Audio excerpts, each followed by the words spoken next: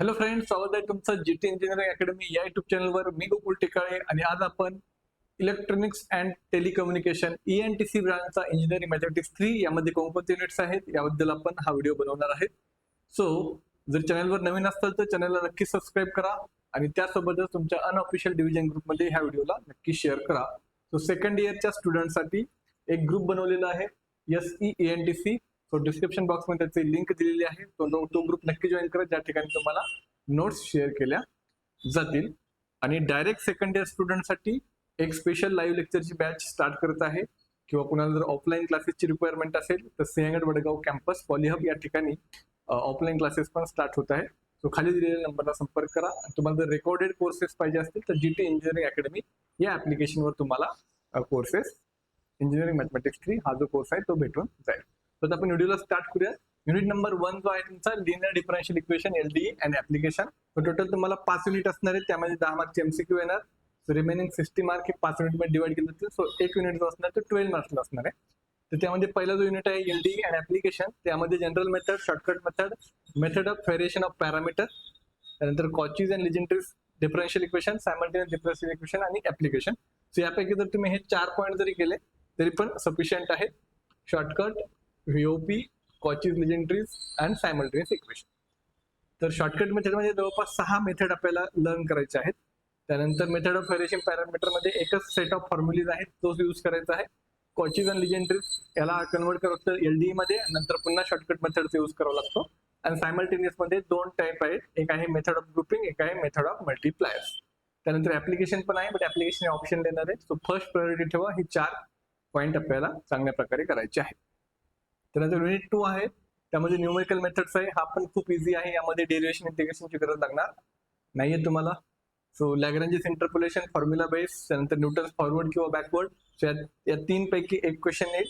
त्यानंतर दुसरा क्वेश्चन राहील तुमचा ट्रेपेझॉइडल किंवा सिम्पसन वरती. आणि थर्ड क्वेश्चन राहील दॅट इज रंगीगुट्टा मेथड किंवा युलर्स किंवा मॉडिफाईड युलर्स मध्ये. अशा प्रकारे तुमचा क्वेश्चन पेपरचा पॅटर्न असणार आहे. सो हे खूप इझी आहे, फक्त थोडेसे तुम्हाला फॉर्म्युले त्या ठिकाणी लर्न करावे लागतील. त्यानंतर थोडासा डिफिकल्ट लेवलचा unit that is Fourier and Z transform. यामध्ये फुरियर आणि इनव्हर्स फुरियर हा एक पार्ट आहे, आणि दुसरा पार्ट या युनिटमध्ये Z transform, inverse Z transform आणि त्यासोबत सोल्युशन ऑफ डिफरन्स इक्वेशन. तर यामध्ये एका क्वेश्चन मध्ये तुम्हाला 2 फुरियर, 1 झेड येणार, आणि दुसऱ्या क्वेश्चन मध्ये तुम्हाला 2 झेड ट्रान्सफॉर्म आणि त्याच्यासोबत एक फुरियर ट्रान्सफॉर्मचा क्वेश्चन राहणार आहे. त्यानंतर नेक्स्ट जो युनिट नंबर 4 आहे वेक्टर कॅल्क्युलस. तर यामध्ये पण भरपूर सारे पॉईंट्स आहेत. त्यामध्ये पण तुम्हाला इंटिग्रेशन डेरिव्हेशन यूज होणार आहे.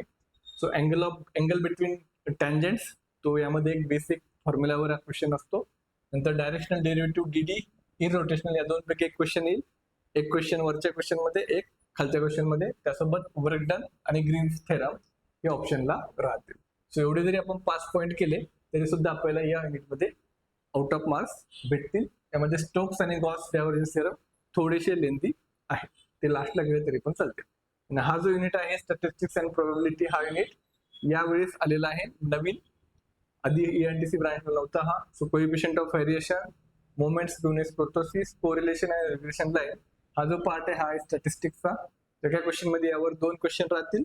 त्यासोबत प्रोबॅबिलिटीचा एक क्वेश्चन आहे. प्रोबॅबिलिटी मध्ये आहे direct probability, binomial distribution, Poisson distribution, normal distribution आणि taste of hypothesis.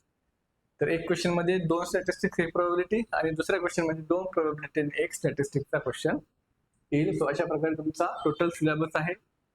So already direct second year स्टुडंटसाठी खूप कमी वेळ आहे. तुमचे सप्टेंबरमध्ये कॉलेज स्टार्ट होत आहे.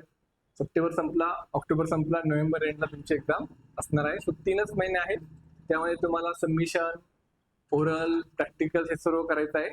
सो जितक्या लवकर तुम्ही स्टडी करायला स्टार्ट करताल तितकं तुम्हाला इझी जाईल. आणि ENTCचा M3 थोडासा टफ असतो. सो त्यामुळं थोडंसं सुरुवातीपासून प्रिपरेशन केलेलं कधी पण बेटर आहे. So that's it. बाकी भेटूयात नेक्स्ट व्हिडिओमध्ये. सो चॅनलला नक्की सबस्क्राईब करा आणि मित्रांसोबत शेअर करा. थँक्यू.